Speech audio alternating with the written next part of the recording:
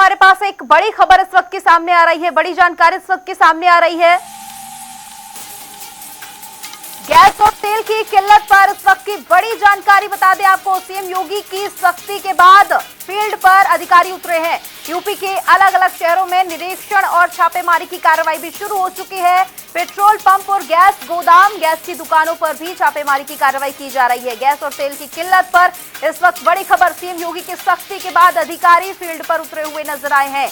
UP के अलग अलग शहरों में निरीक्षण की जो कार्रवाई है, छापेमारी की कार्रवाई है, वो शुरू हो चुकी है। पेट्रोल पंप और गैस गोदाम, गैस की दुकानों पर छापेमारी की कार्रवाई की जा रही है। तो ये अहम जानकारी इस वक्त की, जिस तरह से उत्तर प्रदेश के अलग अलग जिलों से, अलग अलग शहरों से तमाम जो तस्वीरें हैं वो सामने आ रही हैं। लोगों को भारी परेशानी का सामना करना पड़ रहा है। इसी बीच सीएम योगी आदित्यनाथ की सख्ती भी नजर आ रही है और तमाम जो अधिकारी हैं वो फील्ड पर उतरे हुए हैं।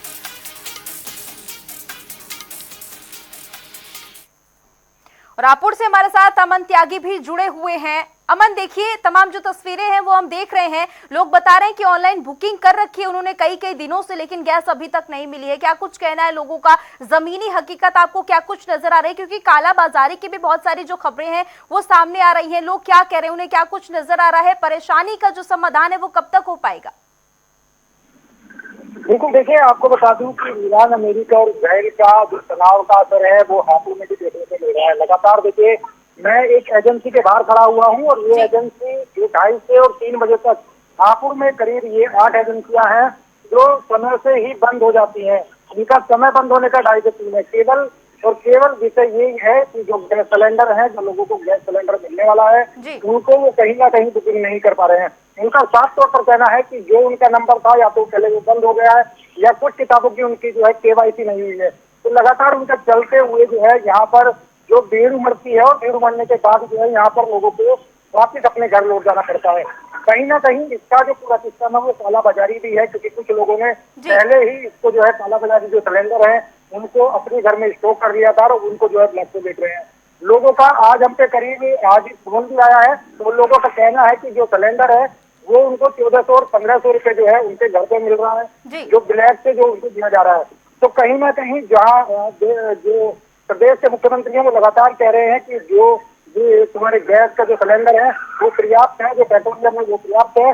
तो कहीं ना कहीं जो कालाबाजारी करने वाले लोग हैं, साफ तौर पर देखा जा सकता है कि इनकी आज भी कालाबाजारी चले हुए है और अधिकारी भी इस पर ध्यान दिए हुए हैं। जी बिल्कुल, और ये जो तमाम तस्वीरें हैं ये बयां कर रही हैं कि युद्ध की जो स्थिति है उसको लेकर तमाम जो सियासी पलटवार है, वार पलटवार है वो भी चल रहा है, लेकिन आम लोगों को इससे राहत नहीं मिलेगी। लखनऊ से हमारे साथ तौकीर किदवई जुड़े हुए हैं। तौकीर, देखिए सीएम योगी आदित्यनाथ की ओर से निर्देश दिया गया है, तमाम जो अधिकारी हैं वो फील्ड पर उतरे हुए हैं। आपको क्या स्थिति समझ आ रही है, क्योंकि जमीनी स्तर पर आप तमाम चीजों को बारीकी से देख रहे हैं?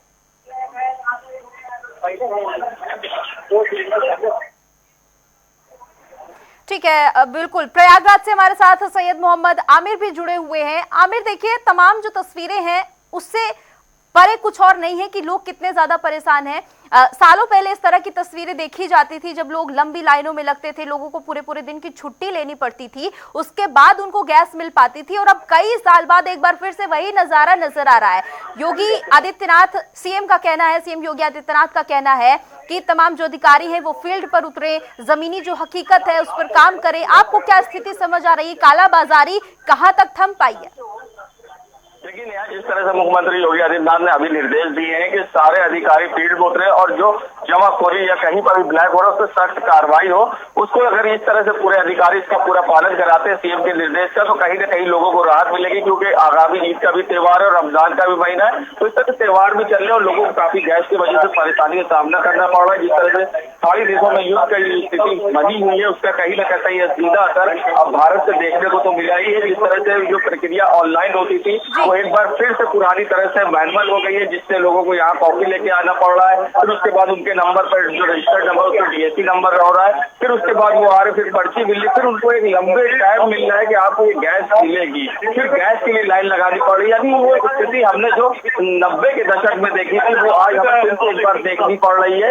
कहीं ना कहीं जो इसका असर है अब लोगों कब राहत विराम कब लगता है ये तो आने वाला वक्त बताएगा। मगर फिलहाल अगर अधिकारी सड़कों पर उतरते हैं और जो जमाखोरी और जो ब्लैक की स्थिति हो रही है अगर उस पर कहीं ना कहीं अंकुश लगता है कहीं ना कहीं थोड़ी बहुत तो राहत जरूर मिलेगी। जी बिल्कुल, हापुड़ से हमारे साथ अमन त्यागी भी जुड़े हुए हैं।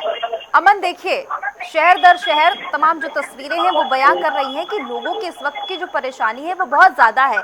सवाल ये है कि क्या लोगों को राहत मिल पाएगी, और राहत मिलेगी तो कब तक मिलेगी, क्योंकि सीएम तो निर्देश दे रहे हैं, लेकिन जमीनी हकीकत क्या है, क्या अधिकारी मौके पर पहुंच रहे हैं, एजेंसी के कोई कर्मचारियों से आपकी बातचीत हो पाई है, उनका क्या कुछ कहना है?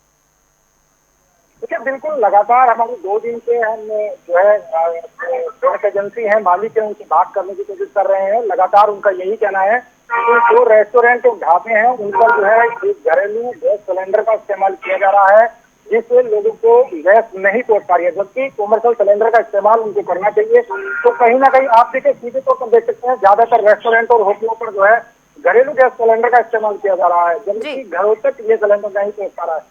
तो कहीं ना कहीं सबसे बड़ी वजह ये भी है कि अधिकारी, जो संबंधित अधिकारी हैं, इस तरफ भी उनको ध्यान देना चाहिए कि जो ऐसे रेस्टोरेंट हैं, ढाबे हैं या रेहड़ी पटरी वाले हैं, उन पर ये इन सिलेंडरों का जो है बिल्कुल पूरी तरह से रोक लगा देनी चाहिए और कॉमर्शियल सिलेंडर का इस्तेमाल करना चाहिए। बिल्कुल, लेकिन ये तो सरकार की ओर से पहले ही कहा जा चुका है कि जो प्राथमिकता है वो 100% की घरेलू सिलेंडर के लिए, उसके बाद जो है वो कमर्शियल सिलेंडर के लिए। लेकिन यहाँ पर स्थिति ये है कि घरेलू वालों की जो लंबी लाइन है वही नजर आ रही है ना।